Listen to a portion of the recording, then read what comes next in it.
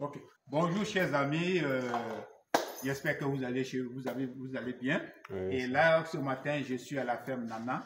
La ferme Nana que vous connaissez bien. Depuis le début jusqu'à maintenant, vous la suivez sur les réseaux sociaux. Et aujourd'hui, nous allons faire la seconde étape. C'est-à-dire, dans la vidéo précédente, j'étais avec mon fils, petit Silla, qui vous a présenté la ferme. D'accord? Et aujourd'hui, nous allons passer à l'étape suivante. Quelle est l'étape suivante? Déjà, vous présentez les installations, concernant l'alimentation en eau. Et après, nous allons passer aux différents sujets. D'accord? Donc, nous allons commencer par l'installation en eau. Ok, suivez-moi. Ici, à la ferme Nana, tout ce que vous voyez a été fait ici. Quand je dis ici, je veux dire par là que ça a été fait par des gens qui travaillent ici. Ce ne sont pas des choses que nous avons achetées et on a fait venir. Non, non, non. Ce que vous voyez comme cage, ce que vous voyez comme tuyauterie, comme chose, ça a été fait par le personnel. D'accord? Donc, suivez-moi. D'abord, la première des choses, c'est que la ferme Nana est dotée d'un fourrage. Le fourrage, parce que dans la zone, il n'y a pas de celui-ci. D'accord? Donc, le propriétaire, que je connais bien, a fait faire un fourrage. Maintenant, ce fourrage, avec le fil que vous voyez suspendu en haut, nous avons fait une tuyauterie. Donc, quelle est cette tuyauterie? Venez ensemble, nous allons voir. Après avoir recueilli l'eau dans le fût, il y a la distribution d'eau. Donc, cette tuyauterie que vous voyez, qui est faite tout au long. Et comme vous le voyez bien, les fûts blancs que vous voyez, voilà. Donc, l'eau est recueillie. Regardez la ferme, hein? Vous l'avez voilà, visité là. Après, on va passer au sujet. Donc, vous voyez ce fût-là. Chaque fût de près de, disons, 30 litres. 50 litres. 50 litres, voilà. C'est 50 litres. Il y a l'installation qui a été faite de sorte que, une fois que le fût est plein, il y a un flotteur à l'intérieur. Donc, le flotteur fait que l'eau s'arrête automatiquement. D'accord? Et l'eau est distribuée dans ces tuyaux rigides, d'accord? Avec les pipettes au bout. Donc, sur chaque cage, il y a 2 passages de tuyaux. C'est-à-dire, de ce fût-là, directement, ça passe dans les 2 fûts, dans les tuyaux rigides, avec doté de pipettes. Voilà. Et ces pipettes-là permettent aux lapins de boire. Donc, voilà un peu ce qui concerne la diffusion en eau avec les abreuvoirs automatiques. D'accord? Et ici, ça, nous sommes dans la salle de reproduction. Nous sommes dans la salle d'engraissement. Oui. Voilà. Donc, dans la salle d'engraissement, c'est pareil. Vous voyez la tuyauterie. Voilà. Et quand vous voyez tous ces cages-là, les lapins qui sont malades, qui sont atteints de quelque chose, d'une maladie, qui font la diarrhée, qu'on doit traiter, on les met dans une cage isolée. Dans ces cages isolées, c'est là qu'on traite les lapins qui sont malades. Et une fois rétablis, on les ramène à leur lieu où ils sont quittés. D'accord? À leur lieu de résidence. D'accord? Voilà. Donc, voilà un peu ce qui concerne tout ce qui est abreuvoir automatique.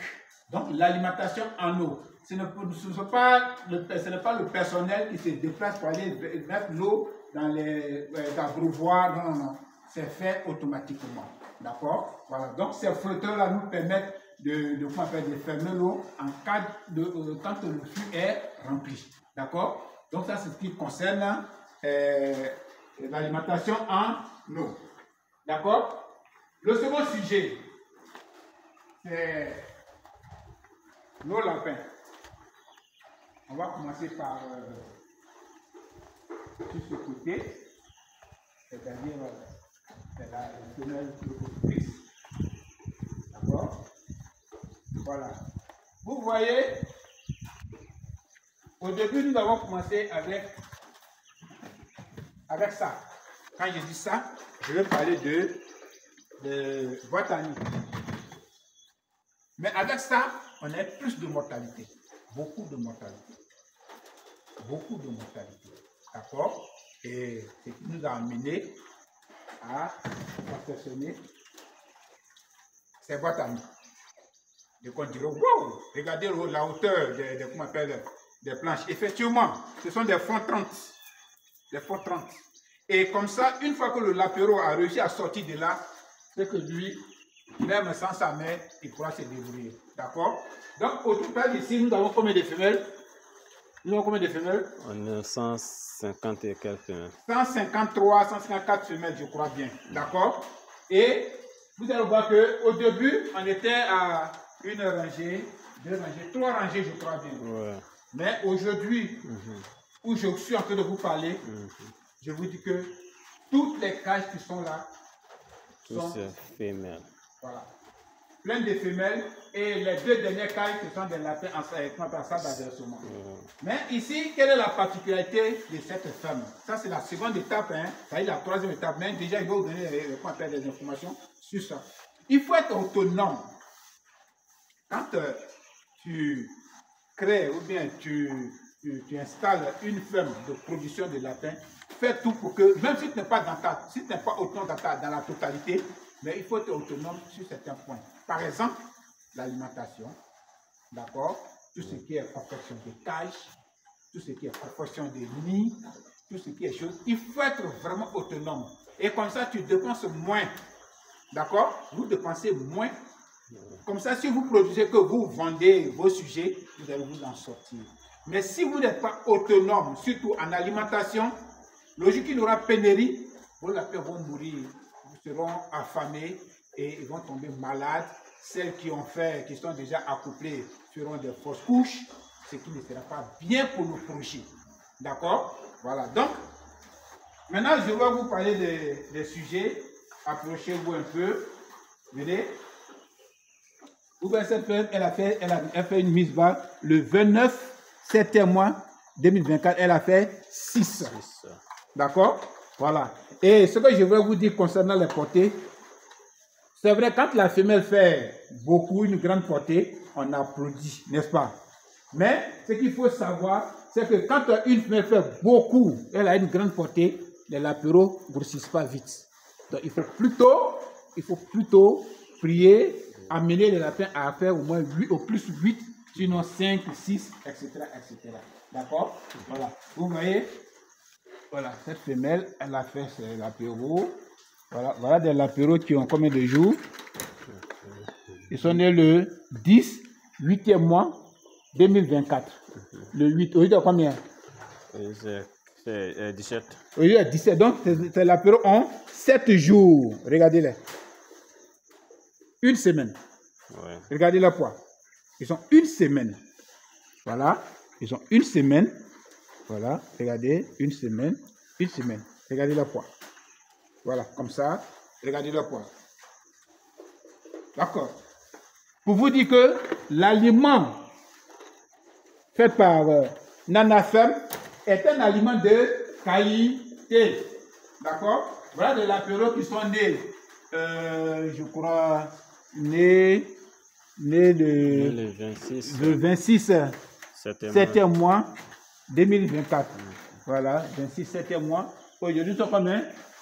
De 17. 17. Vous voyez un peu ces lapéros là. Regardez le poids. Hop, regardez le poids. D'accord? Et depuis que nous sommes rentrés dans cette ferme, vous n'avez pas attendu à cause des éternuements. D'accord? Voilà. Donc, je vous disais qu'on a près de 150, plus de 153 lapines. D'accord? Et la majorité des femelles que vous voyez, elles sont porteuses ou bien elles sont accouplées. D'accord? Elles sont accouplées. Tout récemment, nous avons sévré les lapéros. Voilà. C'est pas comme qu'on a sévré les derniers là. Une semaine. Une semaine. Tout à l'heure, je vais vous les montrer. Mais ceux qui sont là, vous voyez leur poids. Ils ne sont pas encore à l'âge d'être sévrés. Regardez leur poids. Voilà. Regardez un lapéro qui n'a pas encore un mois. Vous voyez? Voilà. Donc, chers amis, chers cultivateurs, visionnez un peu cette ferme. Voilà. On continue. On va visiter cette ferme. Donc, nous avons des aliments, nous fabriquons nous-mêmes nos aliments. ce qui nous amène à être autonomes en domaine d'aliments. Et les maladies sont moins. Les nécroses de pattes, les portées sont entre. Au minimum, c'est 5, sinon plus 8, 10, il y en a qui ont fait 13. 13. C'est vrai, quand elles font 13, on applaudit, mais il dit toujours qu'il faut réduire la portée. Qu'est-ce qu'on fait? Celles qui ont fait 5 ou des 6, on réduit la portée de celles qui en font 13, d'accord? Pour voilà, réduire la portée pour les faire adopter par d'autres lapines, d'accord? Et vous voyez que c'est la plus haut. Voilà. C'est ici commence la salle d'engraissement. Ouais. D'accord? Voilà. C'est vous voyez, là, les lapins qui n'ont pas encore, ils sont encore très jeunes. Ouais.